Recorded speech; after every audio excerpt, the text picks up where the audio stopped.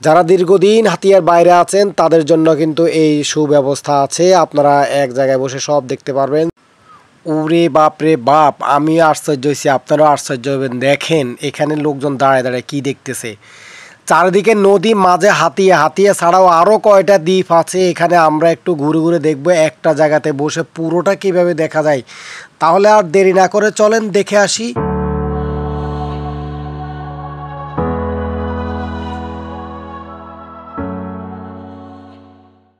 এবার আমরা হাতিয়ার উল্লেখযোগ্য জায়গাগুলোর নামটা একটু দেখে আসি।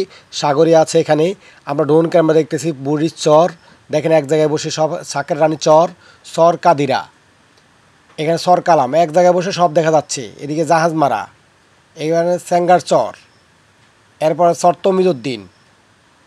দেখেন একেবারে ড্রোন ক্যামেরা দিয়ে দেখতেছি, পুরো হাতিয়াটাকে আমরা দেখে নিতেছি। তমরদ্দি, এদিকে আছে নলসিরা। এবার আমরা হাতে থেকে বেরিয়ে গেছি, এখন বয়ার চর, এটা হচ্ছে সড়ক ও বন্য বনায়ন বিভাগ, যেটা স্বর্ণদ্বীপ। ওরে বাবা, আমরা এক জায়গায় দেখে কিন্তু সব দেখতেছি এক জায়গায় থেকে। চর মৌলবী, এরপর দেখা যাচ্ছে বালুর চর, দেখেন এই খাসিয়ার চর।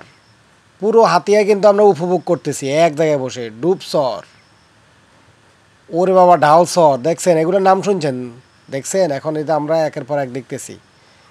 এটা আমরা আগে দেখেছিলাম সরকারিতে দেখেছিলাম। ও মাপ নিজুম দ্বীপ, বাবা রে শতফুল, ওরে বাবা সোয়াখালী, ওরে বাবা সর ওসমান, সর কমলা, দেখেন এই দেন কেওড়া বাগান, ওরে দমার চর, ও বাপরে বাপ কেওড়ার চর, কি সুন্দর সুন্দর। ওরে ঘেওয়া, এলে ইলিশার চর, চর নুরুল ইসলাম।